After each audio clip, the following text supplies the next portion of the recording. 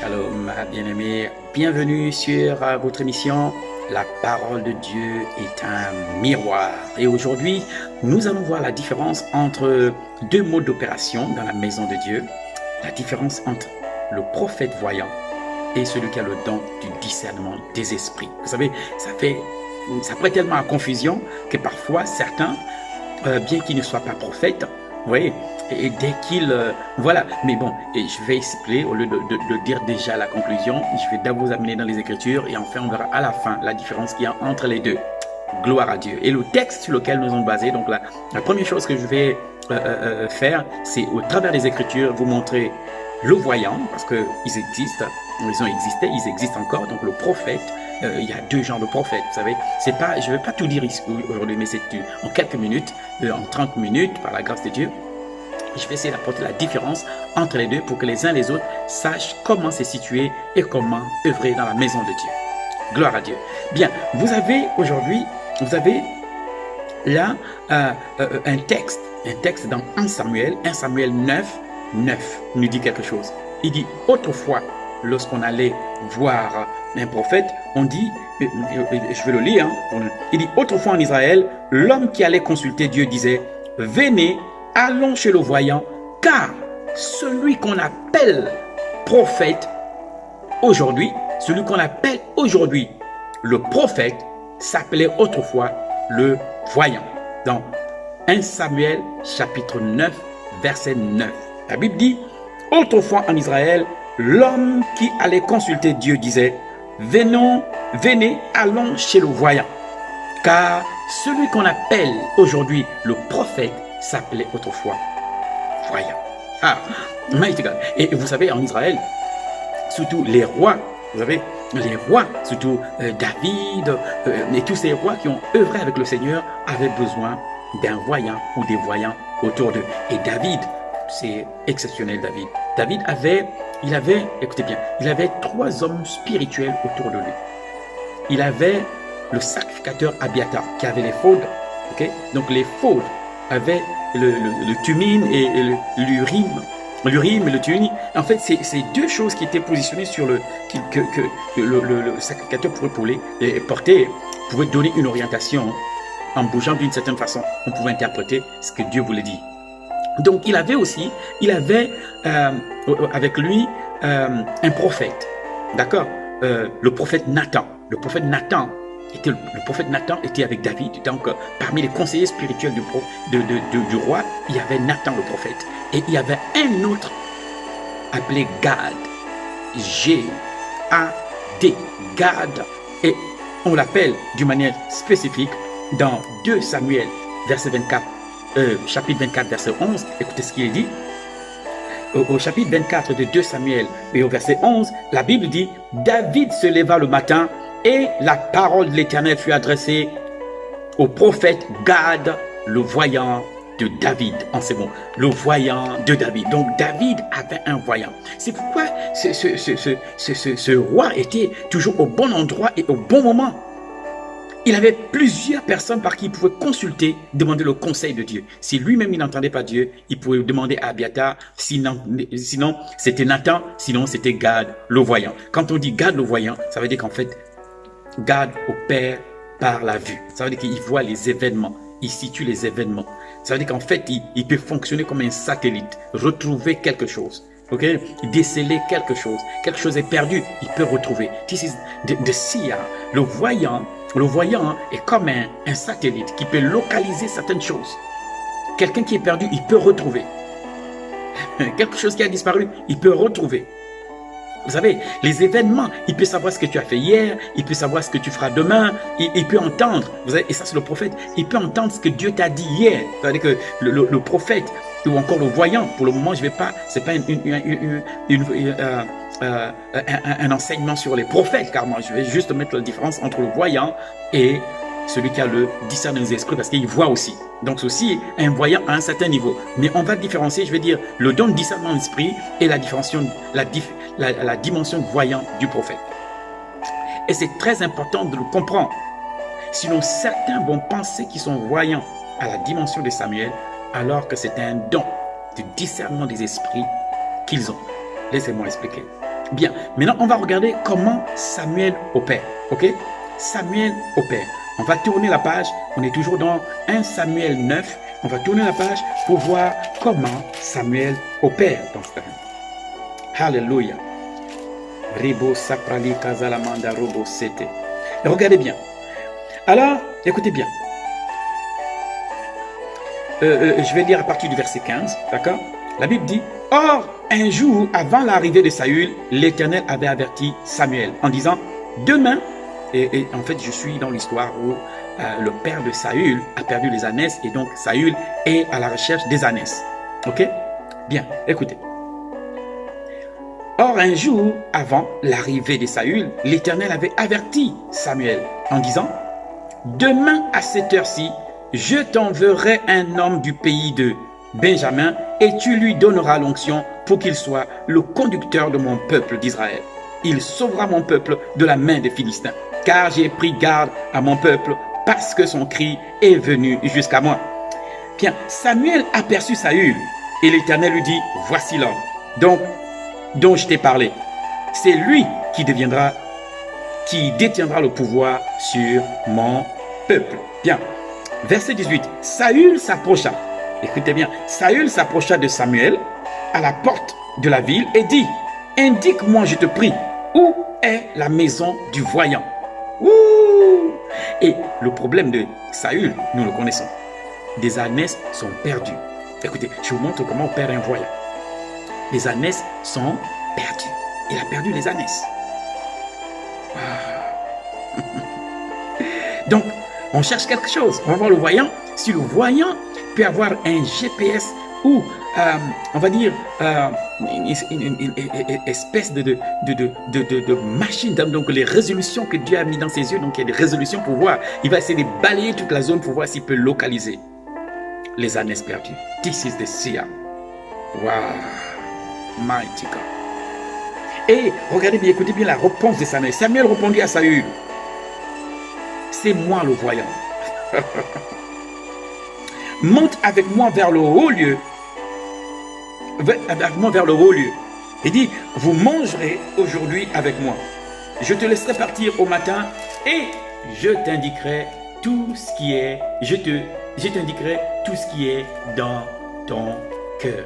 Waouh! Il va lui dire ce qui est dans son cœur. Ça veut dire que sans que l'on ne parle, il va lui dire ce qui est dans son cœur. Parce que là, Samuel n'a même pas encore posé la question des ânesses. Samuel n'a pas fait la mention, n'a pas dit je cherche les ânesses perdues. Non. À peine il est arrivé, le lui a dit, je suis le voyant, suis-moi. Je te ferai repartir demain matin. Et je te dirai ce qu'il y a dans ton cœur. Donc Samuel lit dans les pensées. Il lit dans les pensées. Il a lu dans les pensées de Saül. Et c'est... Waouh! Écoutez le verset 20. Le verset 20, il dit, ne t'inquiète pas de tes ânesses perdues. Waouh! Mais qui le lui a dit? Comment il a su que les ânesses étaient perdues? L'autre n'a pas fait mention. Ne t'inquiète pas de tes ânesses perdues. Il y a aujourd'hui 3 jours. Car elles sont retrouvées. Waouh!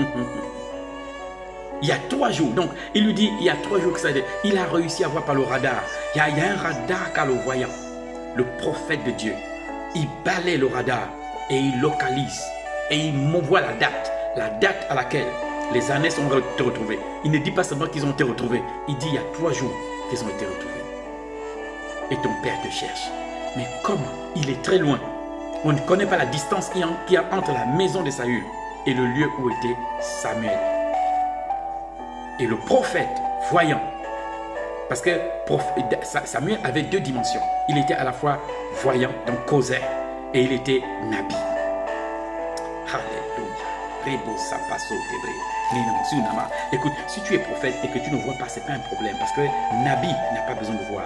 Nabi entend et nabi parle. Mais il y a une autre classe appelée causeur, voyant, si. Et quand vous voyez autour de David, il y avait 2 prophètes. Il y avait le prophète Nathan, qui était le prophète, il entendait et il parlait. Ça c'est Nabi. Et il avait un autre appelé Gad, Gad le voyant. C'est-à-dire que si il a des résolutions dans les yeux. Il y a une résolution à la fois peut-être satellitaire ou encore scanner. Tout dépend du niveau du développement de sa vie spirituelle avec God. Wow! Donc, vous voyez un tout petit peu, et nous avons un autre prophète comme Élisée. Élisée, regardez bien, vous vous souvenez de l'histoire d'Élisée avec Géasi, son serviteur. Alors que Naaman était venu se faire soigner de la lèpre, ce général syrien était venu se faire soigner dans le Jourdain.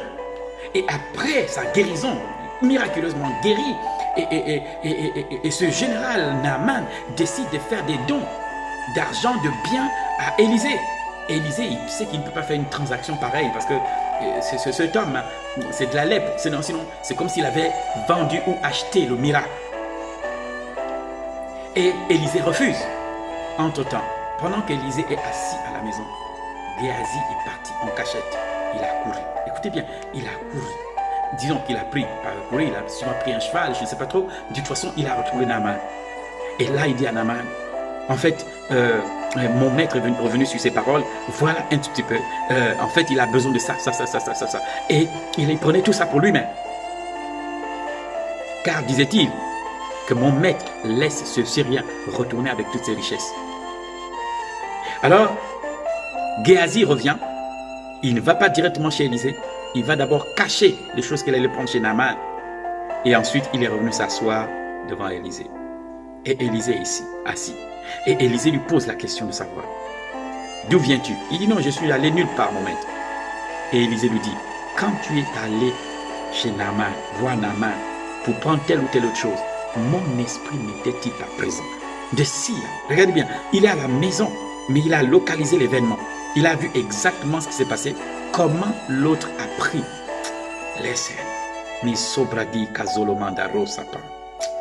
Chakato prakita la manda roboboze prédit. Écoutez bien, je vous donne un exemple. Un jour, je suis on est chez une dame, chez un couple, des serviteurs de Dieu, et nous sommes assis parce qu'ils avaient fait un main de quoi manger et on était assis. Nous sommes assis, on est en train de manger. Elle avait, pour le soin, elle s'était renseignée pour faire un plat que j'aimais parce qu'elle voulait me faire plaisir. Et je suis en train de manger, je suis content. Et puis elle nous dit, ah prophète, j'ai un problème. J'ai dit oui. Elle dit, j'ai perdu mes lunettes, il faut que je m'en achète d'autres. On a essayé de chercher, on a cherché dans toute la maison, on n'a rien vu. Et je suis en train de manger. Et je suis en train de manger. Et puis, je dis à la dame, mais est-ce que tu as regardé au chevet, à côté de la commode? D'accord? Tu vois, ton lit. Et je ne suis jamais allé dans leur chambre, jamais. C'était la première fois qu'on arrivait chez eux. Et je lui dis, écoute, regarde la commode.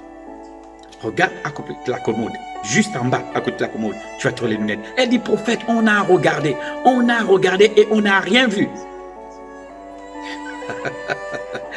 Et je n'ai rien dit, j'ai continué de manger et puis je suis parti. Wonderful. Un jour après, elle se lève le matin et dit, le prophète a demandé de regarder. Non, mais quand je regardais, elle regarde la commode.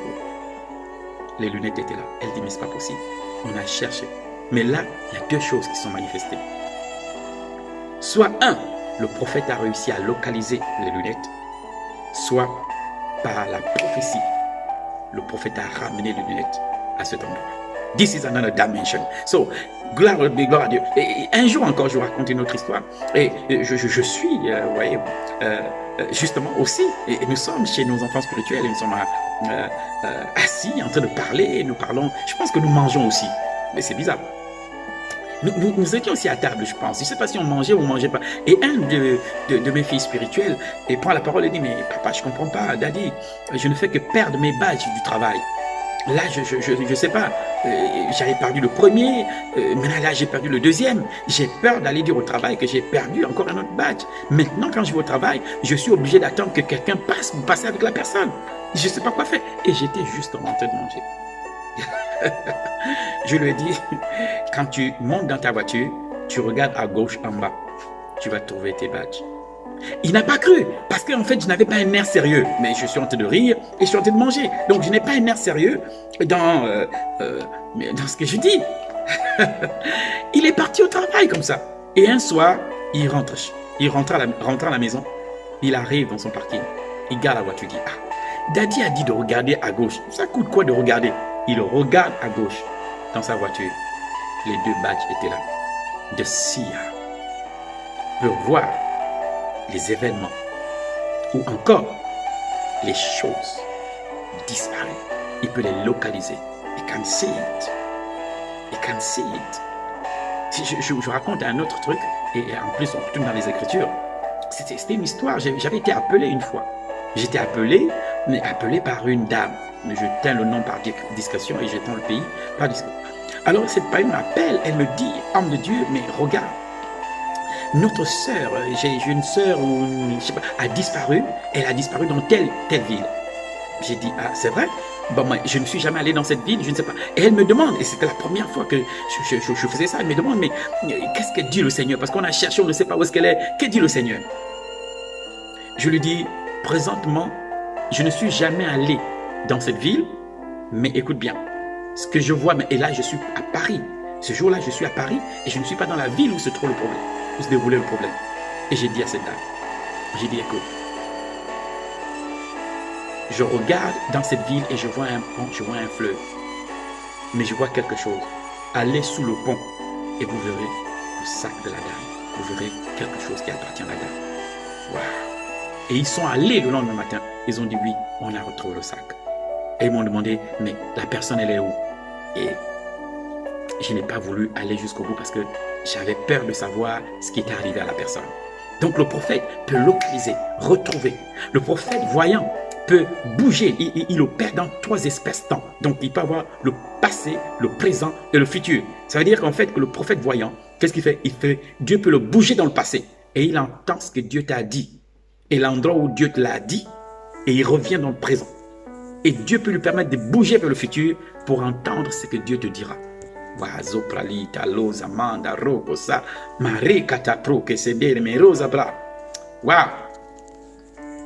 This is here. Vous comprenez? Donc, vous essayez de voir un tout petit peu le voyant.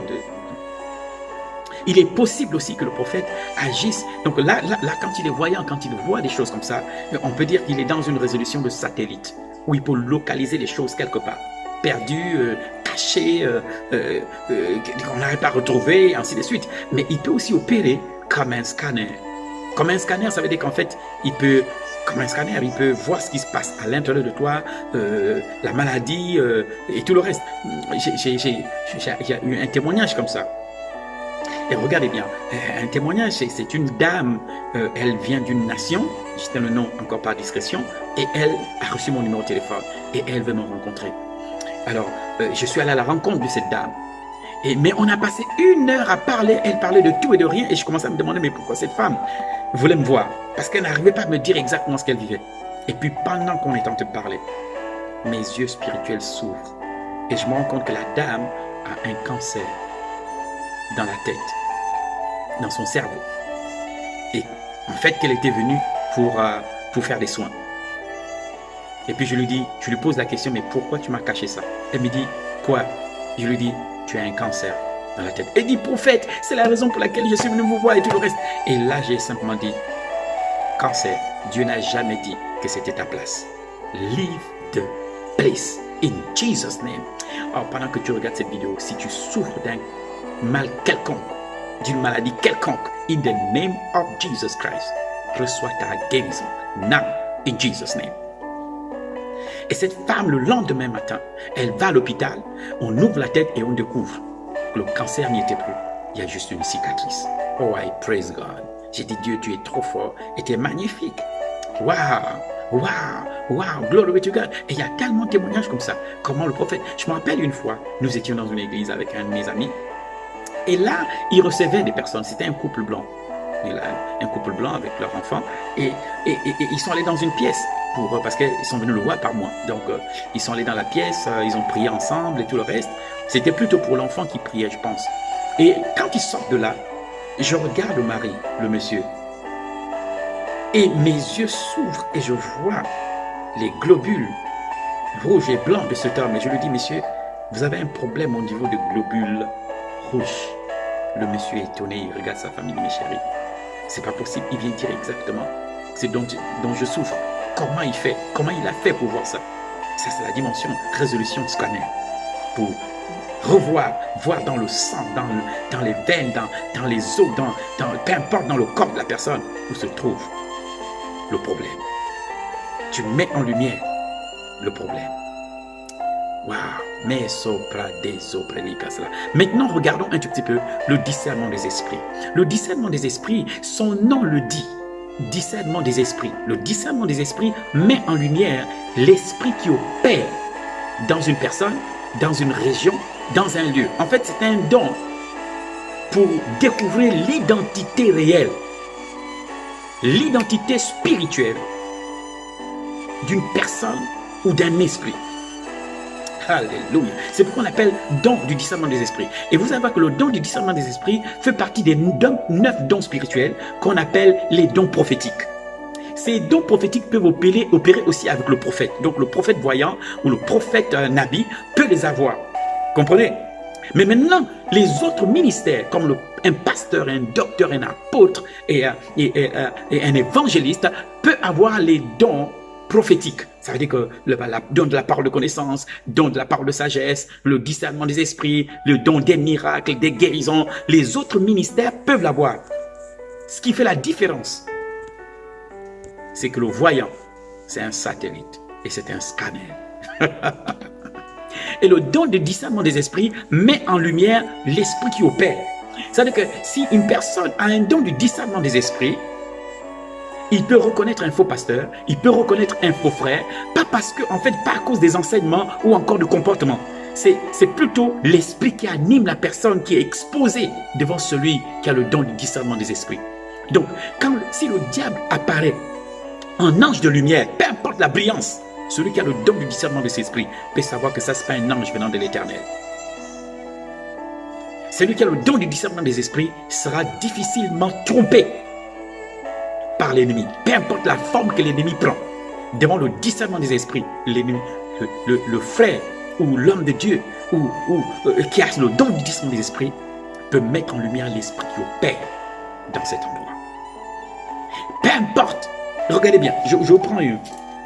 Donc, le don du discernement des esprits, vous allez le retrouver, vous le verrez dans 1 Corinthiens 12, chapitre 10, on parle du don du discernement des esprits. Il met en lumière l'esprit qui opère dans la personne ou dans un endroit ou dans un environnement. Lui, ce n'est pas les événements, ce n'est pas les événements qu'il voit ou machin, vous comprenez? et là encore, j'aurais dû ajouter la parole de connaissance. J'aurais dû ajouter la parole de connaissance. Ça aussi, ça agit comme une dimension de voyant. Vous voyez? Dieu te donne accès à une information dans la vie de l'autre, d'un frère ou d'une sœur, alors que les personnes ne le savent. La parole de connaissance peut te permettre de savoir que cette personne souffre de telle maladie.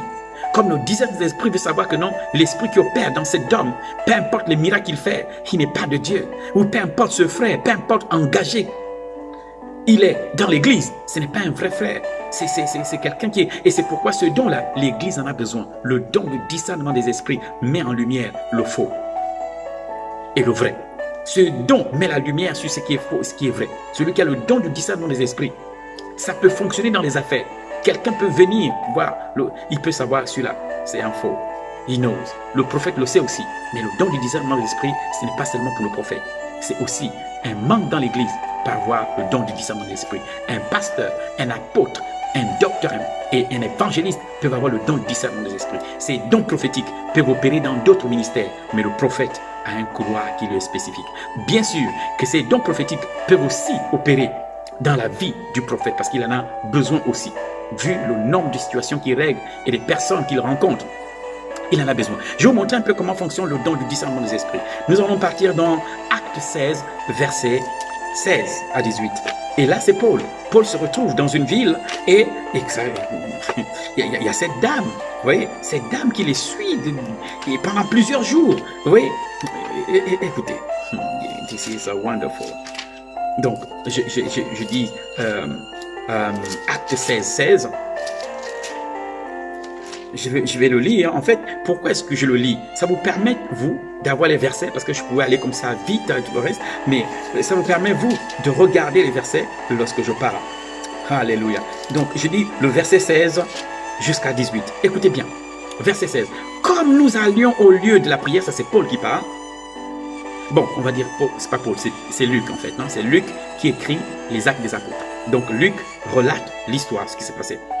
Comme nous allions au lieu de prière, une servante qui avait un esprit de python et qui par ses divinations procurait un grand profit à ses maîtres, vint à notre rencontre. Cette femme est venue.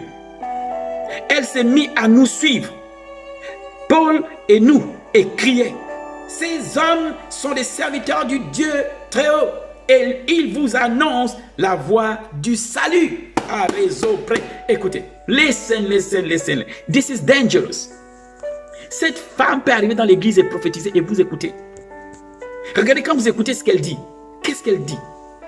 En fait, ce qu'elle dit, oui, c'est bien. Oui, c'est vraiment des serviteurs de Dieu, oui. Il reconnaît que non, c'est un serviteur de Dieu, oui. Et ce qu'il dit est vrai. Écoutez très bien. Regarde la supercherie ou encore la subtilité. Subtile. Cette femme, c'est un frère, c'est un chrétien. On peut dire, ah, c'est une prophétesse. Vraiment, elle a bien vu que c'est le serviteur de Dieu parce que Paul ne lui a pas parlé. Peut-être que les gens ont raconté, mais écoute, quand ils sont arrivés, ils vont à la prière et il a non. Cette femme commence à dire des choses. Et c'était vrai. C'est des serviteurs de Dieu et ce qu'ils enseignaient, et c'est la voix de Dieu.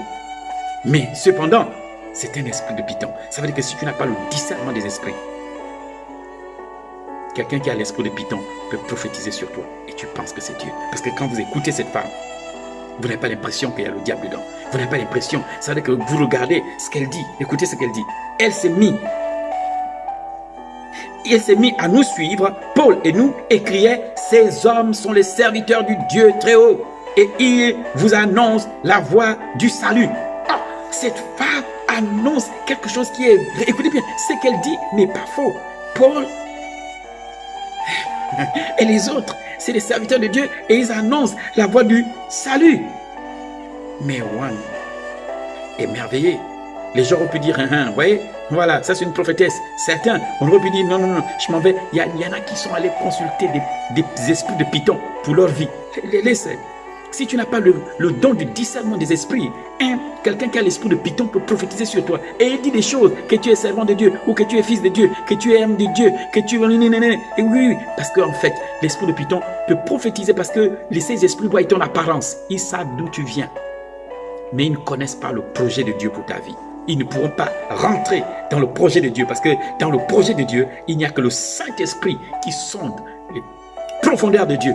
Et comme tu as le Saint-Esprit peut te révéler les profondeurs de Dieu. Donc, les esprits de Python peuvent opérer à un certain niveau. Donc, si tu es nouveau dans le prophétique, tu peux croire. Tu peux penser que, ça, Dieu vient de me parler. Dieu vient, mais là, écoutez bien, c'est un esprit de Python. Et écoutez ce que cet esprit dit. Il dit, c'est des choses, oui, c'est des serviteurs de Dieu. Et c'est la voie du salut, ils sont venus pour prêcher l'évangile. Waouh! Elle fit cela, au verset 18 dit, elle fit cela pendant plusieurs jours. Paul, excédé, se retourna et dit à l'esprit, je t'ordonne au nom de Jésus-Christ de sortir d'elle. Et il sortit à l'heure même. Waouh! Il vient de chasser l'esprit de Python. Et pourtant, quand vous écoutez ce que dit cet esprit, il semble qu'il n'y a pas de problème. Mais Paul a opéré à un autre niveau. Il a regardé l'esprit qui opère. Le don de discernement des esprits en Paul a mis en lumière l'esprit qui opère dans la vie de cette personne. Donc pour reconnaître, je vous donne aussi comment reconnaître. Pour reconnaître un vrai prophète d'un faux prophète, un vrai pasteur d'un faux pasteur, un vrai frère d'un faux frère, ce n'est pas forcément parce qu'il fait des erreurs ou il ne fait pas d'erreurs, c'est le discernement des esprits. Et le discernement des esprits met en lumière l'esprit qui opère dans la vie d'un frère, d'une sœur, d'un homme de Dieu ou peu importe. Donc maintenant, le conseil que je m'en vais te donner, si tu n'es pas prophète, dans les temps qui courent, il te faut le don du discernement des esprits. Et l'Église doit avoir le don du discernement des esprits parce que plusieurs prophètes se sont levés et plusieurs docteurs se sont levés. La Bible ne dit pas qu'il y aura que des faux prophètes. La Bible dit aussi qu'il y aura que des faux docteurs, donc des faux enseignants. Donc vous avez sur tous les réseaux des faux enseignants, des faux docteurs et des faux prophètes. Si tu n'as pas le don du discernement des esprits, tu ne pourras pas savoir qui est vrai et qui est faux. Parce que le don du discernement des esprits met en lumière l'esprit opérant dans la zone. Si le diable vient en ange de lumière, celui qui a le don du discernement des esprits peut savoir que ça, c'est pas un ange, un homme de Dieu. He can know it. Le prophète le sait parce que le voyant peut connaître le passé, le futur, le présent et le futur. Et il peut savoir ce que tu as fait hier lorsqu'il a un certain niveau. Vous savez, et vous devez savoir que nous grandissons chaque jour. La dimension que j'avais hier, ce n'est pas celle que j'ai aujourd'hui. Et si Dieu fait grâce, la dimension que j'aurai demain ne sera pas celle que j'ai aujourd'hui. Béni soit le Seigneur. Et je prie Dieu pour que vous compreniez que le prophète a un couloir qui est à lui. Bien sûr, les dons, ces dons prophétiques, dont les 9 dons peuvent opérer chez le prophète, bien qu'il ait cette dimension de satellite et de scanner, les 9 dons peuvent agir autour du prophète. Wow. Mais maintenant, les 9 dons aussi peuvent être dans les autres ministères. On appelle ça des pasteurs prophétiques. Un pasteur qui a le discernement des esprits, on va l'appeler pasteur prophétique, apôtre prophétique, ou encore un évangéliste prophétique, ou un docteur prophétique. Parce qu'il a les dons prophétiques opérant autour de lui. Mais ce n'est pas un prophète, mais il a les dons prophétiques. Lazo prokisamando. Pourquoi? Parce que le Saint-Esprit est l'esprit de la prophétie. Que Dieu vous bénisse et que Dieu vous garde. Shalom, shalom. See you soon dans votre émission. La parole de Dieu est un miroir. Et n'oubliez pas, the best still yet to